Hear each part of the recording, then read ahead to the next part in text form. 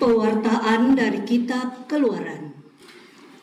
Pada waktu itu, berfirmanlah Tuhan kepada Musa dan Harun di tanah Mesir. Bulan ini akan menjadi permulaan segala bulan bagimu. Bulan yang pertama bagimu tiap-tiap tahun. Katakanlah kepada segenap jemaat Israel, pada tanggal 10 bulan ini, hendaklah diambil seekor anak domba oleh masing-masing menurut kaum keluarga, seekor anak domba untuk tiap-tiap rumah tangga. Tetapi jika rumah tangga itu terlalu kecil jumlahnya untuk menghabiskan seekor anak domba, maka hendaklah ia bersama dengan tetangga yang terdekat mengambil seekor menurut jumlah jiwa. Tentang anak domba itu, kamu perbuatlah perkiraan menurut keperluan tiap-tiap orang. Anak dombamu itu harus jantan, tidak bercelah dan berumur 1 tahun. Kamu boleh mengambil domba, boleh kambing. Anak domba itu harus kamu kurung sampai tanggal 14 bulan ini. Lalu seluruh jemaat Israel yang berkumpul harus menyembelihnya pada senja hari. Darahnya harus diambil sedikit dan dioleskan kepada kedua-dua tiang pintu dan pada ambang atas rumah tempat orang-orang makan anak domba itu. Pada malam itu juga mereka harus memakan dagingnya yang dipanggang. Daging panggang itu harus dimakan dengan roti yang tidak beragi dan sayuran pahit. Beginilah kamu harus memakannya. Pinggangmu berikat, kaki berkasut, dan tongkat ada di tanganmu. Hendaklah kamu memakannya cepat-cepat. Itulah Paskah bagi Tuhan.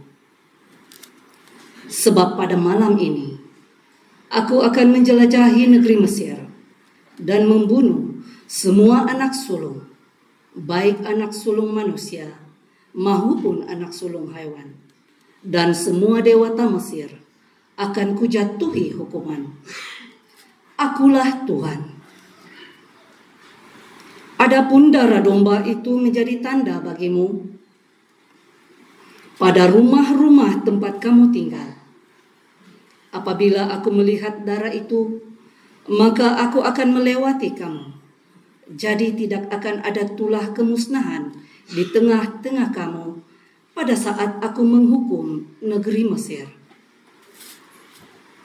Hari ini harus menjadi hari peringatan bagimu dan harus kamu rayakan sebagai hari raya bagi Tuhan turun-temurun. Sabda Tuhan. Syukur kepada Allah.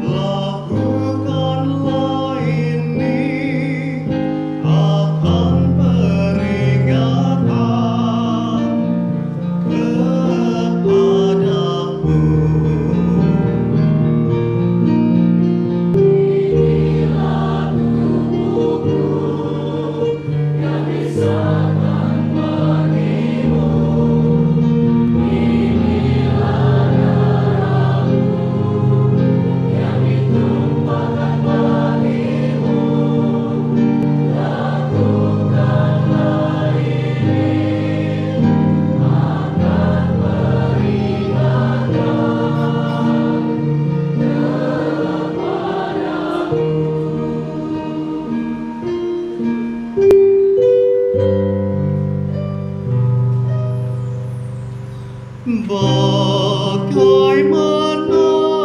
kan ku balas kepada Tuhan segala kebaikannya kepadaku.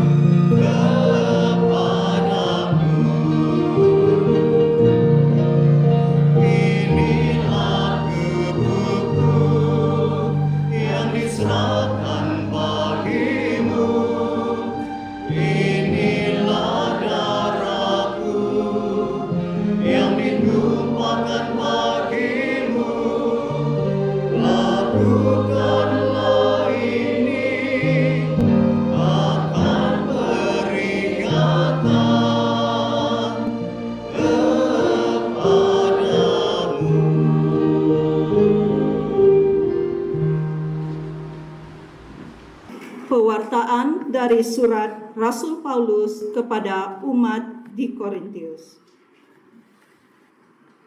Saudara-saudari, apa yang telah kuteruskan kepadamu ini telah aku terima dari Tuhan, yaitu bahwa Tuhan Yesus pada malam Dia diserahkan, mengambil roti dan setelah mengucap syukur atasnya, Dia memecah-mecahkan roti itu seraya berkata, "Inilah tubuhku yang diserahkan bagimu.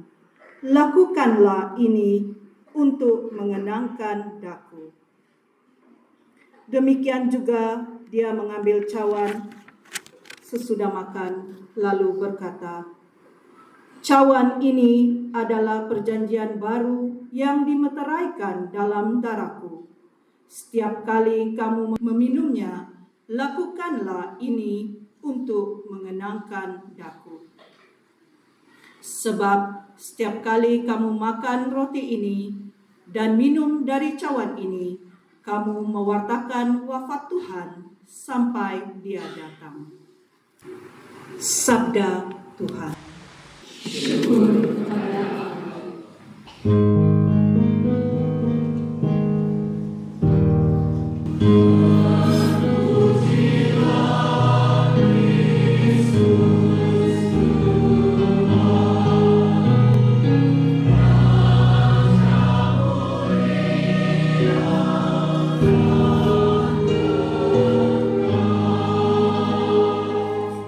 Aku memberitakan perintah baru kepada kamu, yaitu supaya kamu saling mengasihi, sama seperti aku telah mengasihimu.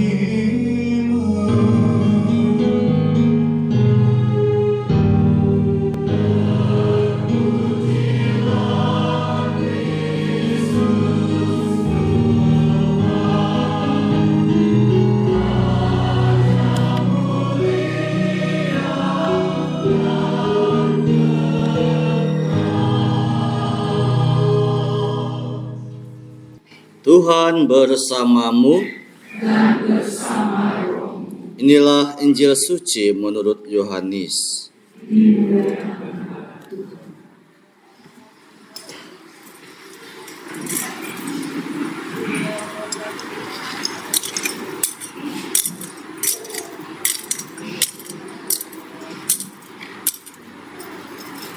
Sebelum hari raya Paskah mulai, Yesus sudah tahu bahwa saatnya sudah tiba untuk beralih daripada dunia ini kepada Bapa. Sebagaimana Dia sentiasa mengasihi murid-muridnya, demikianlah sekarang Dia mengasihi mereka sampai saat terakhir. Ketika mereka sedang makan bersama, iblis membisikkan dalam hati Yudas Iskariot, anak Simon, rencana untuk mengkhianati Yesus. Yesus tahu bahwa Bapa telah menyerahkan segala sesuatu kepadanya dan bahwa Dia datang dari Allah dan akan kembali kepada Allah. Maka bangunlah Yesus dan menanggalkan jubahnya. Dia mengambil sehelai kain lenan dan mengikatkannya pada pinggangnya. Kemudian Dia menuangkan air ke dalam sebuah besin dan mulai membasuh kaki murid-muridnya, lalu menyekahnya dengan kain yang terikat pada pinggangnya itu. Maka sampailah Dia kepada Simon Petrus. Kata Petrus kepadanya, "Tuhan, Engkau hendak membasuh kakiku?" Jawab Yesus kepadanya, "Apa yang kuperbuat engkau tidak mengerti sekarang, tetapi engkau akan memahaminya kelak." Kata Petrus kepadanya, "Selama-lamanya engkau tidak akan membasuh kakiku." Jawab Yesus, "Jikalau aku tidak membasuh engkau, engkau tidak akan mendapat bahagian bersamaku." Kata Simon Petrus kepadanya, "Tuhan, Jangan hanya kakiku saja, tetapi juga tangan dan kepalaku. Kata Yesus kepadanya, sesiapa sudah mandi, cukuplah dia membasuh kakinya, karena dia sudah bersih seluruhnya. Kamu pun sudah bersih, hanya tidak semua. Yesus tahu siapa yang akan menyerahkan dia. Karena itu dia berkata, tidak semua kamu bersih. Sesudah membasuh kaki mereka, Yesus mengenakan pakaiannya dan kembali ke tempatnya. Lalu dia berkata kepada mereka, mengertikah kamu apa yang kulakukan kepadamu? Kamu menyebut aku guru dan Tuhan, dan katamu itu tepat. Sebab memang akulah guru dan Tuhan. Nah, jikalau aku Tuhan dan gurumu membasuh kakimu, maka kamu pun wajib saling membasuh kaki. Sebab aku telah memberikan suatu teladan kepadamu, supaya kamu juga melakukan seperti yang telah kulakukan kepadamu.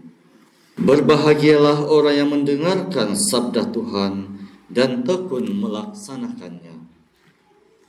Sabdamu adalah jalan kebenaran dan hidup kami. Saudara-saudari, kita bersyukur kepada Tuhan karena mulai malam ini atau hari ini kita memasuki 3 hari di mana kita menemani Yesus di dalam kegelisahannya dan juga kesengsaraannya sampai mati di kayu salib dan bangkit pada hari Paskah. Saudara-saudari, malam ini apa yang patut kita syukuri ialah jelasnya, jujurnya, dan setianya cinta kasih Tuhan kepada kita. Seperti mana kita dengar dalam Injil sebentar tadi, Yesus tahu bahwa misinya di dunia ini sudah hampir berakhir dan dia akan kembali kepada Bapa di surga. Tetapi Yesus tidak meninggalkan murid-muridnya pada waktu itu dan juga kita murid-muridnya pada masa ini begitu saja. Dia tetap mau menyertai kita dan bersama kita sampai selama-lamanya. Itulah saudara-saudari keindahan cinta kasih Tuhan yang tidak ada akhirnya, tidak ada batasnya. Dan untuk mengungkapkan cinta kasihnya yang begitu besar, begitu mendalam itu saudara-saudari, sebelum Yesus mengalami kesengsaraan dan kematian, dia meninggalkan kepada kita, murid-muridnya, tanda-tanda yang begitu berguna sekali bagi kita untuk bukan sedekat kenangan kepada dia, tetapi juga sebagai sumber kekuatan dan teladan bagi kita. Pertama, saudara-saudari, dalam perjamuan malam terakhir itu, Yesus bersama murid-muridnya pada malam itu, Yesus seperti mana kita dengar dalam Injil sebentar tadi, membasuh kaki murid-muridnya. Membasuh kaki itu saudara-saudari bukanlah kerja seorang ataupun tugas seorang Tuhan atau seorang guru. Tetapi Yesus merendahkan dirinya dan membasuh kaki murid-muridnya. Dan dia berkata, kamu memanggil aku Tuhan, kamu memanggil aku guru, tetapi aku memberi kamu satu teladan yang harus kamu lakukan juga dalam hidup kamu terhadap satu sama lain, yaitu senantiasa ada kerendahan hati dan senantiasa mau melayani satu sama lain dengan serendah-rendahnya hati kita. Itulah saudara-saudari yang diwariskan Yesus kepada kita, yaitu kerendahan hati. Kedua, saudara-saudari, supaya Yesus sentiasa dapat bersama dengan kita dan kita juga dapat datang kepada Dia, kita dapat mendengar Dia, kita dapat bertemu Dia. Itulah sebab Yesus menetapkan Ekaristi.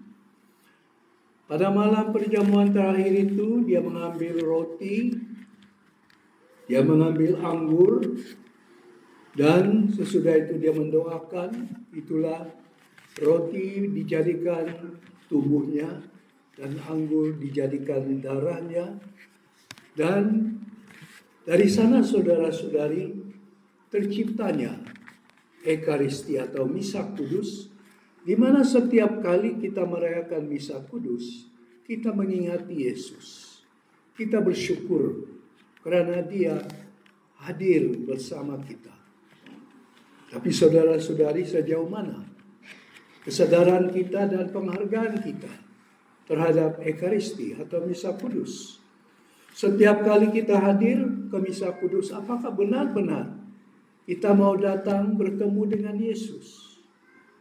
Apalagi pada zaman sekarang banyak gangguan. Kita datang ke gereja mungkin dengan motivasi yang lain-lain. Dan apabila kita duduk juga, handphone kita itu ada bersama kita. Jadi tumpuhan kita itu selalunya lari dari Yesus yang hadir kepada kita. Saudara-saudari, harus kita selalu ingat bahwa Misa Kudus adalah ungkapan cinta kasih dan kehadiran Yesus yang sungguh-sungguh kepada kita.